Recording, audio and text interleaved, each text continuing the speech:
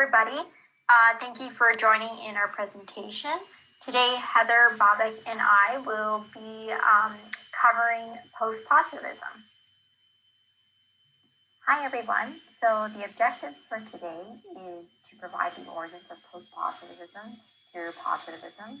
And the second part is going to be explained by Babak, who's going to explain about post-positivism and what it serves and what it implies of the world. And Heather is going to discuss about how post-positivism is applied in educational research.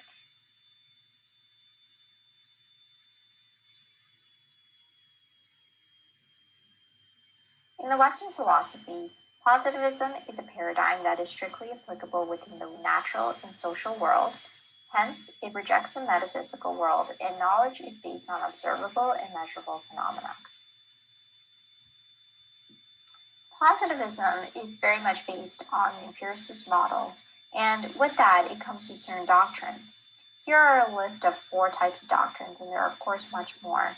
But we can see certain types of words that come out that, knowledge is based on observation, that there has to be recurring patterns, it has to be phenomena that is tied to scientific laws, and it has to be objective. So what does this all mean? It means that evidence is really based in the physical world. Truth is what we can see by the human eye, and knowledge is rooted in experience, and if it's based on logic and reason, then that must equal truth. So there are various branches of positivism, and it has its connections to different domains of thought, which are philosophical, ethical, sociological, political, and jurisprudential. There are 4 types of positivisms that are listed in here, and there is a lot more, but I just provided some here. The first one is scientific positivism, sociological positivism, proletarian positivism, and logical positivism, and the latter being actually a very critical one to the decline of positivism as a research paradigm. So the term positivism was actually coined by Auguste Comte in France in the 1850s. However, positivism has its roots in empiricism, and that goes back to the Enlightenment period. And if we go back to the 17th century with John Locke stressed the importance of beliefs that were based on empirical senses, were known with certainty, and would be qualified as foundational in the sense that it was determined by logical reasoning. An empirical sense is this idea composed of taste, touch, smell, sight, and hearing. This was further advanced in the 18th century with David Hume, where he introduced the Hume fork in order to show or know if a claim could be known in principle. So simply put, to implement this principle, claims either had to be rooted in pure sensation or in reflection. And if the claims were beyond these 2 forks, the claims cannot be inquired. And in the 19th century, this was advanced by Auguste Comte. And he asserted that science passed through 3 stages: the theological, the metaphysical, and the positive. And in that sense, he actually acknowledges that in order for knowledge to be positive, that you can make positive facts, it has to go through those 2 previous steps. He classified science into 6 branches, known as math, astronomy, physics, chemistry, biology, and included sociology. He stated that these branches are actually related in the sense that sociology requires biology and biology requires chemistry. He coined sociology, and he stressed that sociology is the most complex as it deals with human society.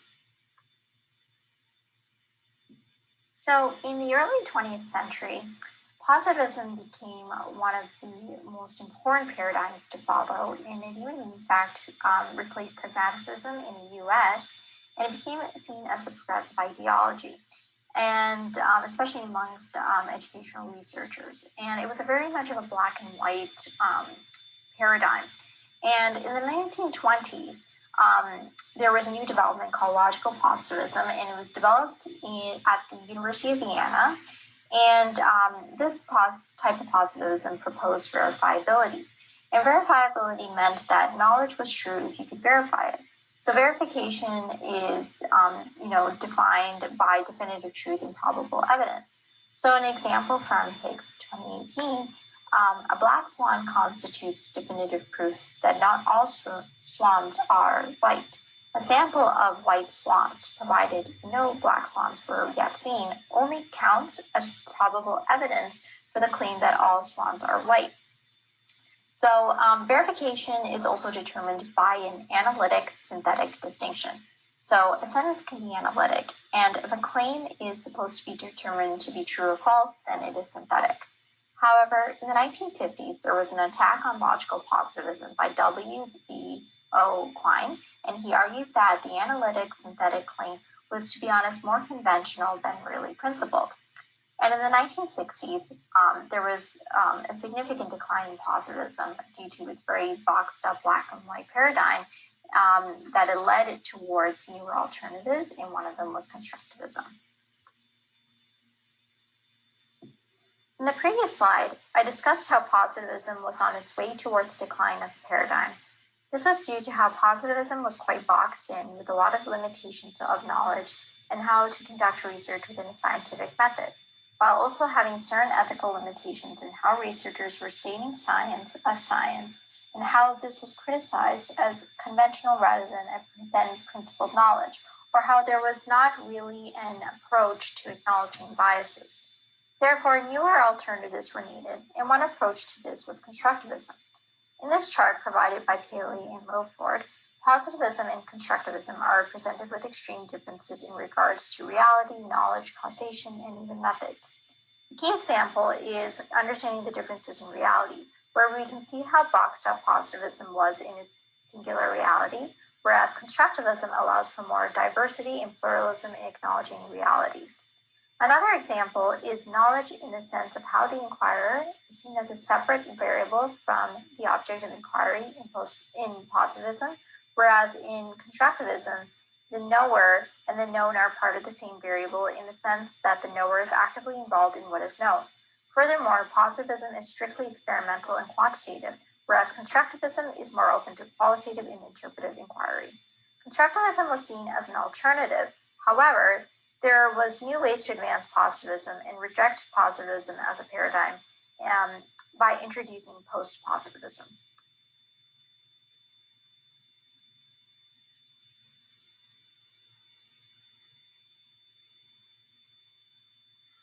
Post-positivism describes an approach to knowledge, but it is also implicitly an assessment of the nature of reality. It is both an epistemological and ontological position.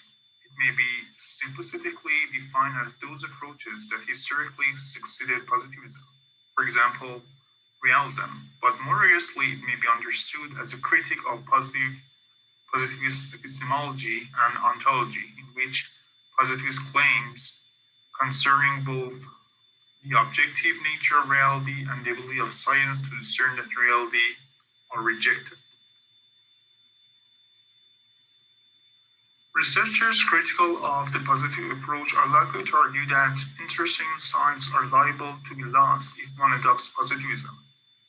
For example, post-positivists argue that reality can never be fully apprehended, only approximated.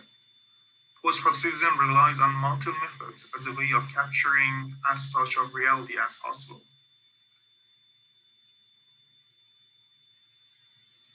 Positivism shares a commitment to an increased understanding of social and communicative life and a value for high-quality scholarship. Knowledge can be obtained through empirical, observable, measurable phenomena examined through scientific method. Post-positivists use scientific method to collect data. The data is based on empirical observation guided by the scientific method, but recognizes that humans and human behavior are not as constant as elements of physical world. The goals of post-positive theory are explanation, prediction, and control. Its epistemology argues that knowledge advances through the systematic, logical search for realities and causal relationships, employing the scientific method.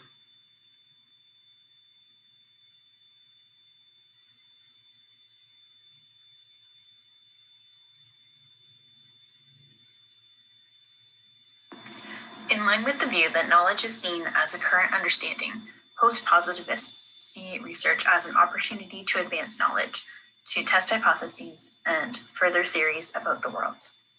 Research is an ongoing iterative process to generate knowledge and embed it within current knowledge. In contrast to the positivist view of proving a hypothesis or a theory, post-positivist research follows the process of null hypothesis testing. In addition, at a broader level, post-positivists work through the idea of falsification. That is, instead of research aimed at proving a theory correct, the goal is to prove theories wrong or to refine them. For example, maybe a general theory, in fact, may only apply to a specific context or subset of a population. Post-positivist researchers also focus on rigorous methods. One of the primary areas is the reduction of bias, which can be partially attended to through increasing heterogeneity in research, such as in the context being studied or the methods selected.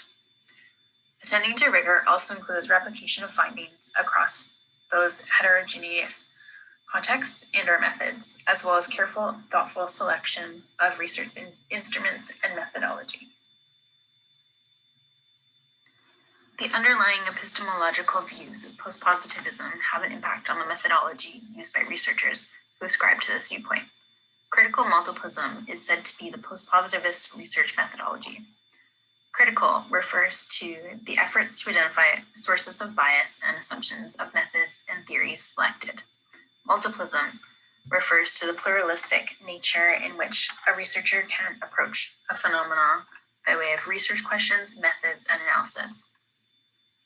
This methodology is founded on the thoughtful selection and use of multiple methods grounded in theory. Unlike positivists, who often focus primarily on the scientific method, post-positivists choose methods on the basis of being most appropriate and scientifically sound, whether this be quantitative, qualitative, or mixed methods. They do not place more or less value on one method over another. Different forms of evidence are seen as equally valuable. Some are better suited to specific situations than others. Post-positivists value replication of findings. This can be done in the form of triangulation using multiple methods. However, post-positivists move beyond triangulation of methods and examine phenomena from multiple perspectives.